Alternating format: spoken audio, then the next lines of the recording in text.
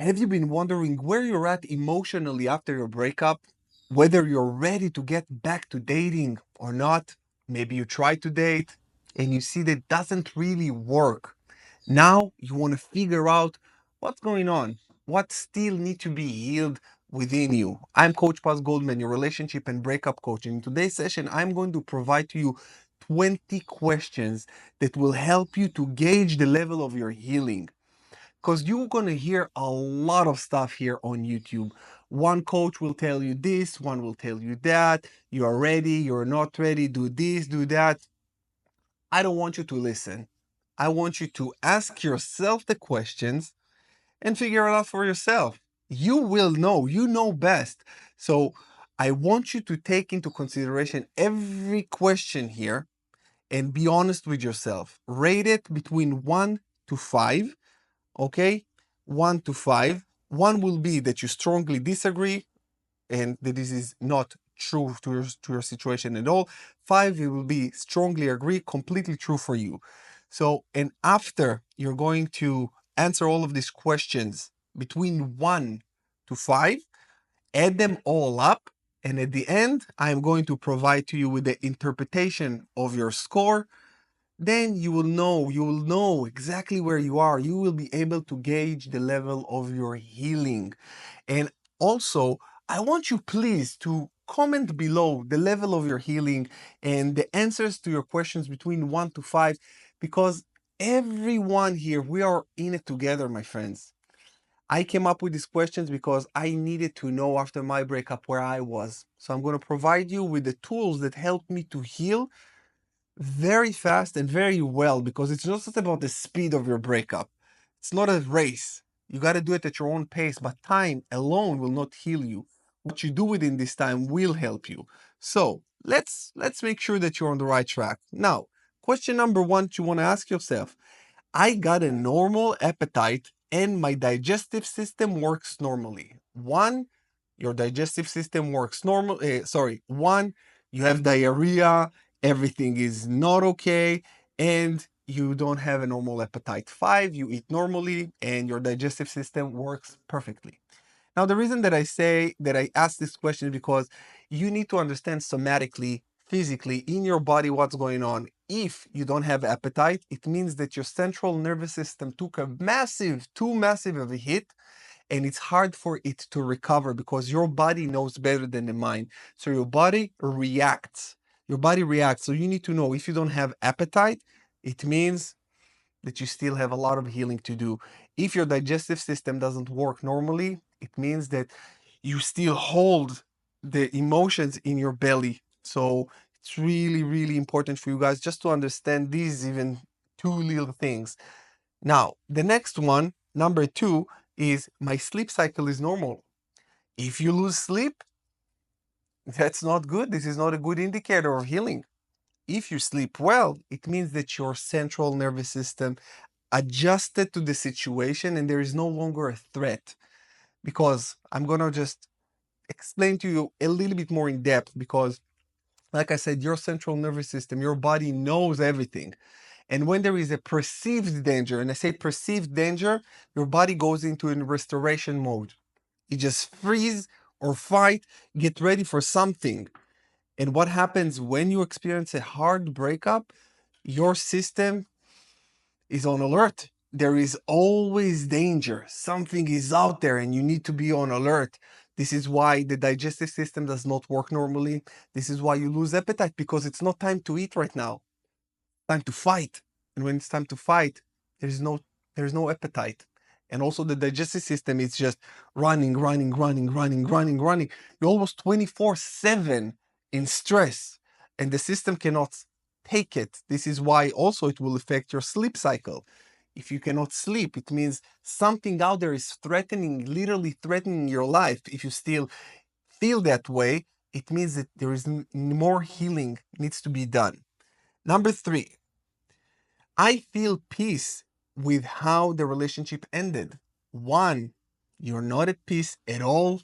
And 5, you're in peace with how it ended. And you realize that this breakup happened for you and not to you. You see the silver lining, you understand the reasons, and you say, that's okay. It's all right. I get it. On the other hand, you say, no, it was unfair to me. It happened to me. I am now alone. I am miserable. I'm very hurt. How can they do this to me? This will be more gravitating towards one on this scale. Number four, I no longer feel anger, resentment, or bitterness towards my ex. One will be I feel a lot of bitterness, a lot of resentment, and a lot of anger towards my ex. Number five will be no anger, no resentment, no bitterness. I wish them well. I pray for them. It's all good. It's all good. Which one is for you? Number five, I can think about my ex without feeling intense emotional pain. Number one will be that you still feel a lot intense emotions. Number five will be I don't feel anything or very little. It's all right. I mean, whatever. You are more indifferent. Number five will be that you will be more indifferent. Number six, I have stopped checking my ex's social media or inquiring about their life. That's a big one, you guys. That's a big one. Rate between one to five. If you stop checking your ex's social media, if you stalk them, and stalking, it means that you cannot take your minds off of them, and there is still energetic bond between you that you have yet to sever. You have yet to get the realizations that you need to come to peace with their relationship ending, and you still want to see what's going on in their life. If you still have interest in what's going on in their life, it means that you don't have more interest in what's going on in your life, and you put them before you. Therefore, you stalk.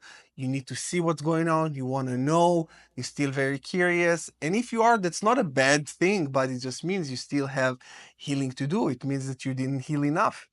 And when I say heal enough, and what you really need to do is do the work on yourself, the reflection work that I offer you all the time, also in the Rise of the Phoenix, my online healing coaching program, for you to take the time for yourself to heal, reflect, draw conclusions, grow stronger, draw all of the conclusions. Like I said, it's very, very important, you guys, because if you don't do this, you will keep regurgitating the same emotions and you will stay stuck.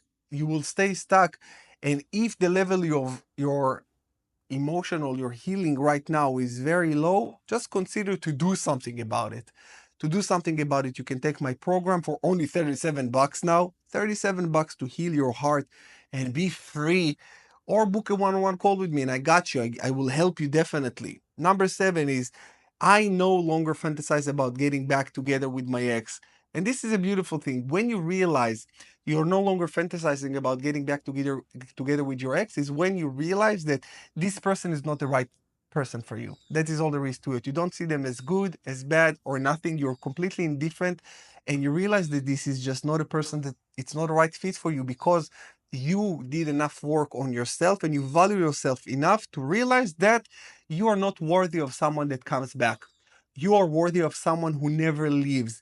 And when you love yourself to this degree and appreciate yourself to this degree, you say, I wish you well, but I wish myself even better. And you have no space in my life anymore because you proved to me who you are. And I'm not having that. As simple as that.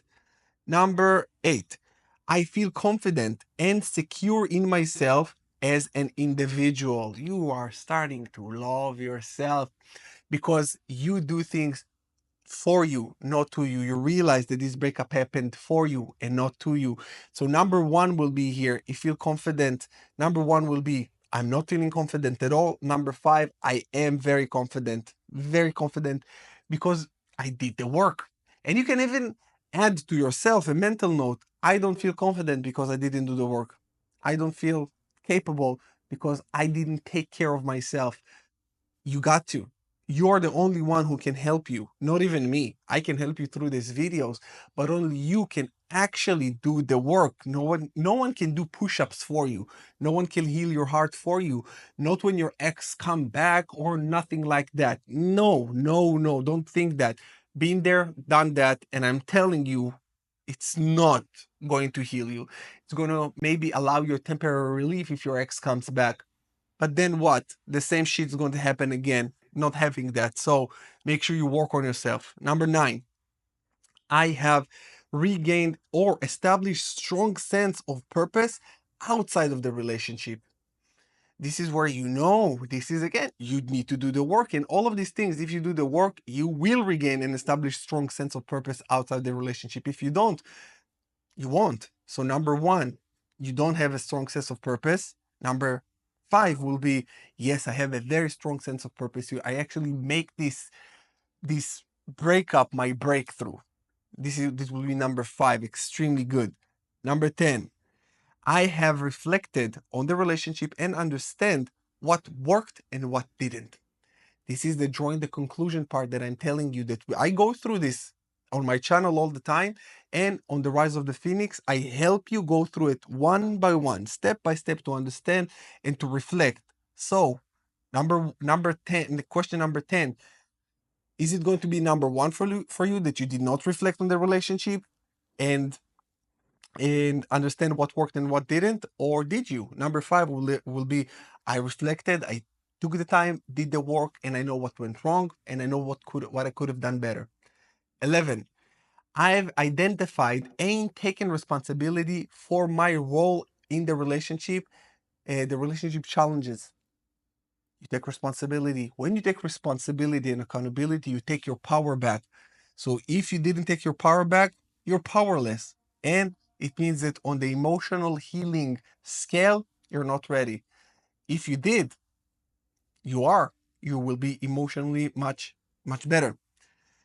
12, I've let go of any desire for revenge or to win the breakup. When you win yourself, you don't care about winning the breakup. When my ex cheated on me, I wanted to prove her wrong so much, so bad. I wanted to win the breakup. I won the breakup when I stopped wanting to win the breakup. This is why I came up with this question for you. Number 1 for you will be, I want revenge. Number 5 for you, I care nothing about revenge. I wish them well, and I wish myself even better. Because this is also in life, when you win, you don't really care about what other people think. When you lose, you care about what people think. Think about this for a second. When everything is well in your life, you wish well for everybody, right? You just want everybody to win and everybody to be happy when you're doing well. When you're not doing well, you want to bring everyone down with you. When you're doing well, you actually want to lift everybody up with you. So where are you at right now? 13. I've developed or returned to hobbies and interests that bring me joy. 1, you didn't do anything. Number 5 will be that, yes, you found new interest, or get back to things that brought you joy, things that fulfilled your heart, because I suspect that you lost yourself in the relationship. You lost your identity in the relationship. You gave too much and you received too little. And this is why we're here right now. You need to fill your cup before you can fill any other person's cup. 14, I have cultivated a support system of friends, family, or professionals to lean on. Many of you who work with me, we become just best friends. Best friends, because I feel you. I know what you're going through, and I went through the same. So maybe it's a friend that you cultivated a better relationship with, or family, or professional. Number 1 will be none. Number 5 will be all of them. What it will be for you. 15, I'm not seeking a new relationship to fill a void to prove my worth. You are self-reliant. You fill your own cup. Having a secure attachment style, there is no exactly a secure attachment style, but I covered that in other videos. But to be more secure, your sense of validation comes from self. You are not relying on validation from other people. If your ex cheated, monkey branched, or rebounded into a new relationship right after you guys broke up, let me tell you, they are not well. If they took this test, they would fail completely, and they got into a new relationship way too quickly. So if you're not able to fill your own cup, your own heart, there is no way you can pour into others. No way. There is absolutely no way. So what it will be? Do you really want to get into a relationship? Are you ready to get into a new relationship just because you have a lot to give? Or you want to get into a new relationship because you have a lot to take? You need to take in order for you to feel your own the void in your heart. Rebounders and monkey branchers, they are filling their cup. They're coming to a relationship because of a need. They need something from someone, not because of the want that they want to pour into them. When I started a new relationship, I said, I have so much to give. Come and let me pour into you. Instead of, I have so much to take. I feel so wounded and hurt. Please be with me. That's not the right energy to go into a new relationship with. Think about this. Number 16, I trust my judgment and believe I can make healthy decisions in my next relationship. Yep. Number one will be you don't trust your judgment. Number five, you wholeheartedly trust your judgment because you did the work. I do a lot of work with you guys on trust in the Rise of the Phoenix. I talk about trust and how you can rebuild trust within yourself and with others. Because, first of all, you need to trust yourself. When you trust yourself by seeing what you didn't see, draw the conclusions that you didn't draw before, then you will come into a new relationship wholeheartedly trusting. Not because you trust other people, but because you, first of all, trust yourself. I know I'm a human lie detector now. You can't fuck with me. There is no way, no way, no way, no way. In a relationship, there's no way you can fuck with me. If I see a little zigzag, the slightest thing, I sense it immediately. Like a dog, my ears like that. I am very aware because I know how it feels when someone is about to zigzag on you. And I know how it feels when somebody is wholeheartedly there with you. And I know how to gauge my partners and my even friends' emotional reactions towards me, and I know where I stand with them. I know where I want to them to stand with me, and I know how I want this relationship or friendship to be, and I am in control of all of my relationships. I will let people in or out as I see fit. And before I did all of this work on myself, I was actually waiting to be accepted by partners and by other people. I was not the master of myself. Now I master myself because I've done all the work that I teach you guys. So understand that when you work on yourself now, this is this will determine the level of the quality of your life and the quality of your next relationship. So you must do this work for you, not for anyone else. First of all, for you. I'm no longer afraid to be alone. I'm no longer afraid of anything. I make my own rules. But before that, I followed and I waited and I was like, when a girl wanted me, I was like, oh, she wants me. Yes, I'm validated. Now I don't even care. I really don't care. If you validate me, I can't be validated by external things. Not my watch, not my home, not my nothing, not a relationship, not friendships. Nothing validates me more than I validate myself. So having a more secure attachment style is where your sense of validation comes from you. Nothing external can validate you. Number 17, I think. Yeah, 17. I've set and understand my boundaries for future relationships.